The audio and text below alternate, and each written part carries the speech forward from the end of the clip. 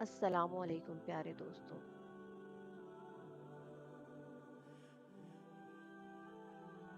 حضرت عدی بن حاتم طائی رضی اللہ تعالی عنہ، یہ اس وقت ایمان لائے جب عام لوگوں نے کفر اختیار کیا۔ انہوں نے حق پہچانا جب عام لوگوں نے اس کا انکار کیا۔ انہوں نے وفا شعاری کا ثبوت دیا جب عام لوگوں نے دھوکہ دیا۔ یہ اس وقت دین کی طرف متوجہ ہوئے جب عام لوگوں نے اس سے بے روحی اختیار کی۔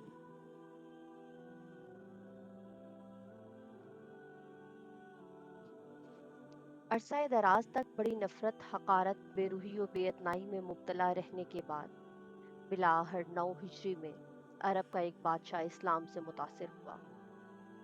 ایمان قبول کرنے اور رسول کریم صلی اللہ علیہ وآلہ وسلم کی اطاعت اختیار کرنے کا شوق اس کے دل میں سمایا۔ یہ بادشاہ کوئی اور نہیں حضرت عدی بن حاتم تھے، جن کے والد حاتم طائی کو صحابت کے سلسلہ میں ضرب المثل کے طور پر پیش کیا جاتا ہے۔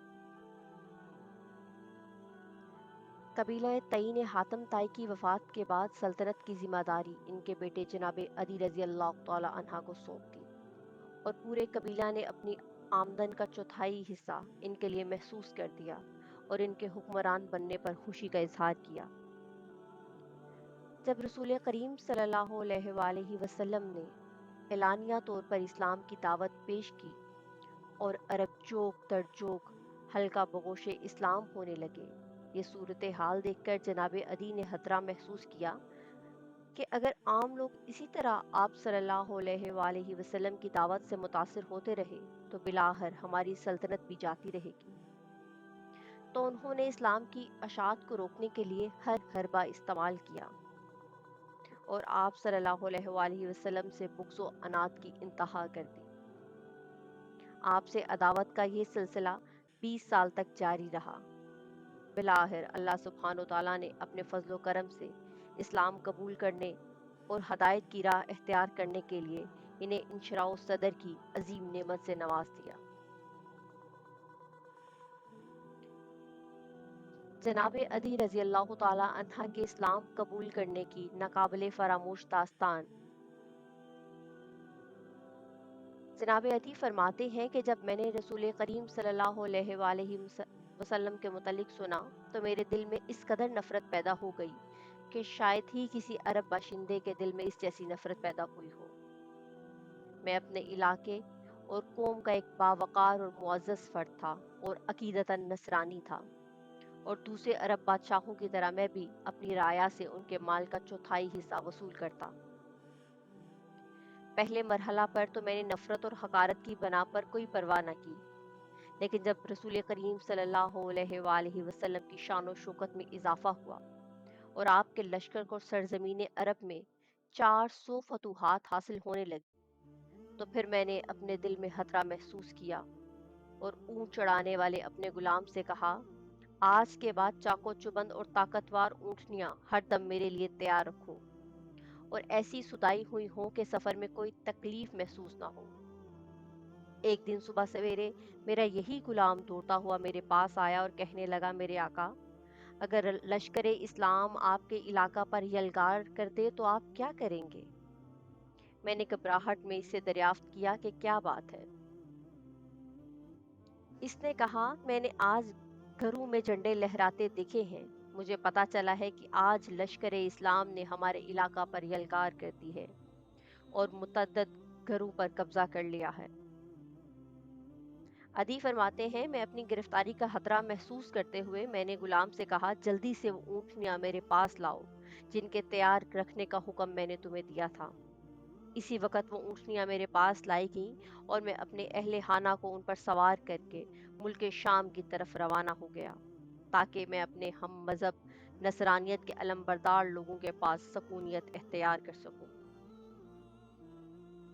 ہوا یہ کہ میں اس جلد بازی اور گھبراہٹ میں اپنے تمام خاندان کو اس سفر میں ہمراہ نہ لے سکا، لیکن جب میں خطرناک اور کٹھن راستوں سے گزرا تو بعض افراد راستے میں ہی ہلاک ہو گئے۔ اس افراتفری میں میری ہمشیرہ نجد ہی میں رہ گئیں، اس کو اپنے ساتھ نہ لا سکا۔ جس کا مجھے بہت زیادہ دلی صدمہ تھا، لیکن اب میرے لیے واپس لوٹنے کی بھی کوئی صورت نہ تھی۔ اسی غم میں گلتا اور پریشان کٹھن راستوں سے گزرتا ہوا شام پہنچا اور وہاں مستقل سکونت اختیار کی۔ یہاں نصرانیت کا غلبہ دیکھ کر مجھے دلی مسرت حاصل ہوئی، لیکن اپنی ہمشیرہ کی جدائی اور اسے پیش آنے والے خطرات کا صدمہ مسلسل دامن گیر رہا۔ ادی فرماتے ہیں کہ مجھے یہ اطلاع ملی کہ میرے وہاں سے کوچ کر آنے کے بعد لشکر اسلام نے ہمارے گھروں پر حملہ کیا اور وہ پورے علاقہ کو فتح کرنے کے بعد میری بہن کو دیگر قیدیوں کے ساتھ گرفتار کر کے یثرب لے گئے اور انہیں مسجد کے ایک دروازے کے ساتھ ملحقہ حوالات میں بند کر دیا۔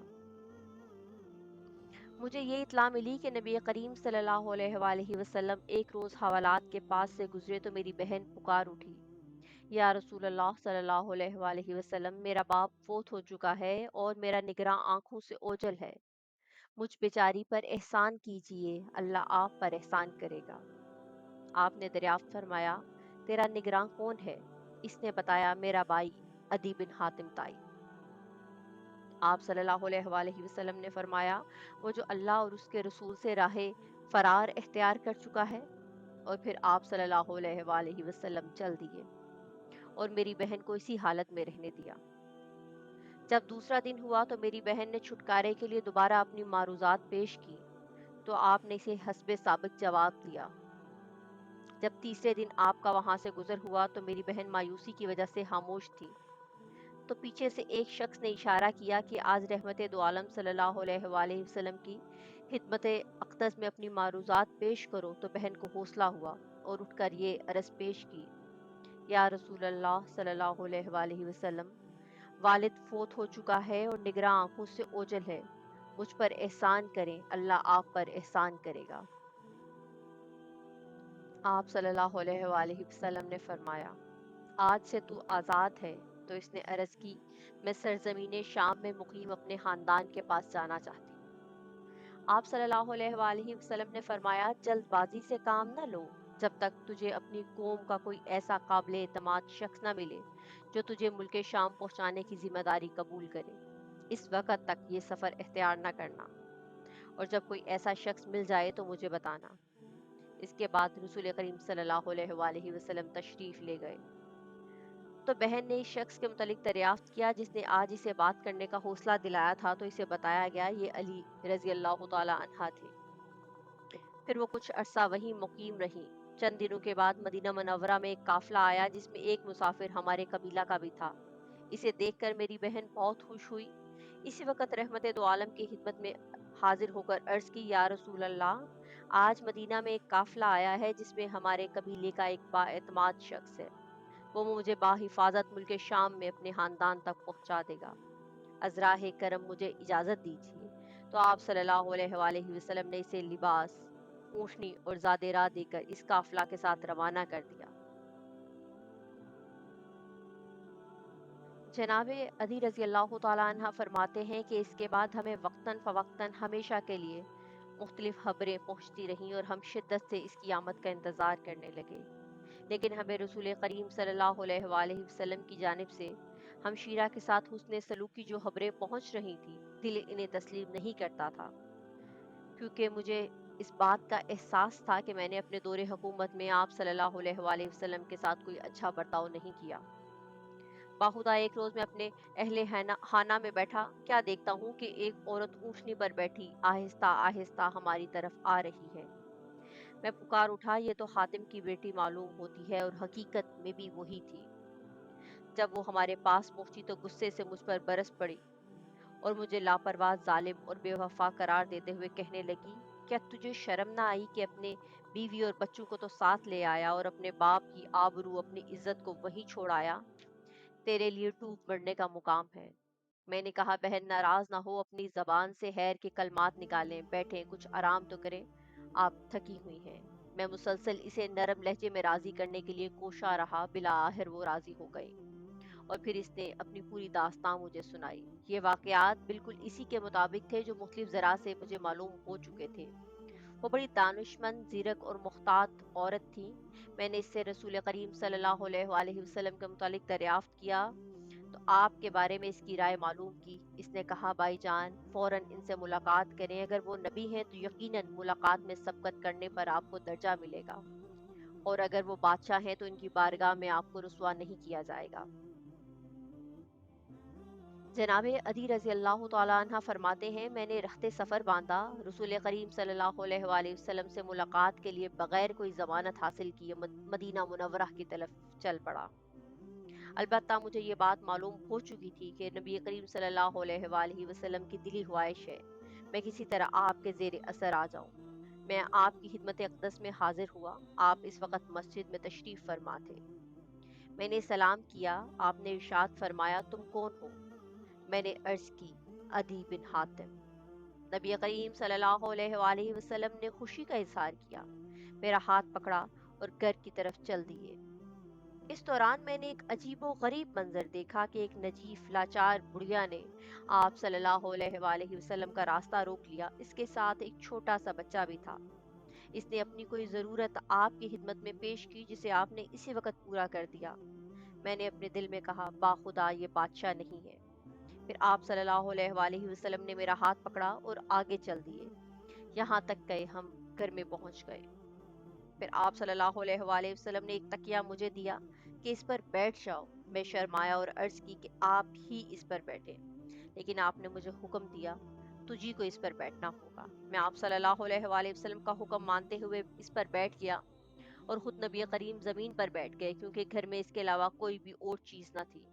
میں نے اپنے دل میں کہا اللہ کی قسم یہ کسی بادشاہ کی عادت نہیں ہو سکتی۔ پھر آپ صلی اللہ علیہ وآلہ وسلم میری طرف متوجہ ہوئے اور فرمایا کیا تم نصرانیت اور لادینیت کے مابین مذہب تو نہیں؟ میں نے عرض کی بالکل، آپ کا ارشاد درست ہے۔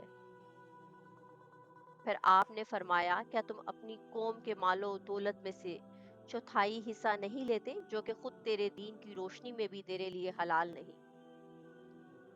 میں نے کہا بالکل، آپ نے درست فرمایا۔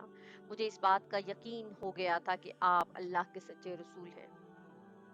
پھر نبی کریم صلی اللہ علیہ وآلہ وسلم مجھ سے مخاطب ہوئے، ارشاد فرمایا عدی شاید تجھے دین اسلام قبول کرنے سے مسلمانوں کی موجودہ حالت زار، غربت و مفلسی روک رہی ہو۔ اللہ کی قسم ان قریب ایک ایسا دن آئے گا مسلمانوں میں مال اتنا وافر ہو جائے گا کہ کوئی شخص تمہیں صدقہ قبول کرنے والا نہیں ملے گا۔ اے عدی شاید تجھے اس دین کو قبول کرنے سے مسلمانوں کی قلت اور دشمنوں کی کثرت کا احساس روک رہا ہو۔ اللہ کی قسم تم ان قریب سنو گے کہ پورا خطہ عرب میں اسلامی پرچم لہرائے گا۔ ہر سو امن کا ایسا ماحول ہوگا کہ ایک عورت تنہا اپنی سواری پر قادسیہ سے روانہ ہوگی اور بے خطر سفر کرتی ہوئی مدینہ منورہ پہنچے گی۔ دوران سفر اللہ کے سوا اس کے دل میں کسی کا ڈر نہ ہوگا۔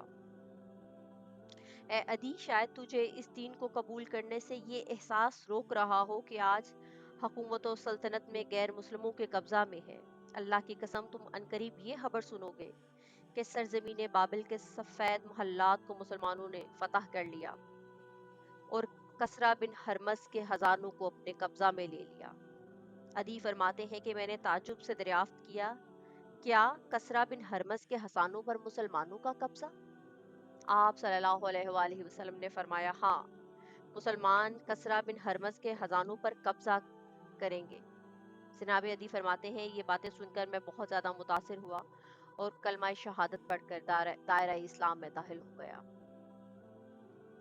حضرت عدی رضی اللہ تعالیٰ عنہ نے طویل عمر پائی۔ آپ اکثر فرمایا کرتے تھے کہ دو نشانیاں تو پوری ہو چکی ہیں، تیسری ابھی باقی ہے۔ اللہ کی قسم وہ بھی پوری ہو کر رہے گی۔ میں نے بچشم خود دیکھا کہ ایک عورت تنہا اپنی سواری پر قادسیہ سے چلی اور بلا خوف و خطر سفر کرتی ہوئی مدینہ پر پہنچی۔ میں اس لشکر میں بذاتِ خود موجود تھا جس نے کسریٰ کے خزانوں کو اپنے قبضہ میں لیا، اور میں حلفیہ طور پر کہتا ہوں کہ تیسری نشانی بھی یقیناً پوری ہو کر رہے گی۔ اللہ سبحانہ و تعالیٰ نے اپنے پیارے نبی صلی اللہ علیہ وآلہ وسلم کی بات کو سچ کر دکھایا۔ تیسری نشانی حضرت عمر بن عبدالعزیز کے دور خلافت میں پوری ہوئی۔ مسلمانوں کے پاس مال و دولت کی اس قدر فراوانی ہو گئی تھی کہ زکوٰۃ لینے والا کوئی محتاج و مفلس نہیں ملتا تھا۔ بلا شبہ نبی کریم صلی اللہ علیہ وآلہ وسلم نے سچ فرمایا اور جناب عدی بن حاتم رضی اللہ تعالی عنہ کی قسم بھی پوری ہو گئی۔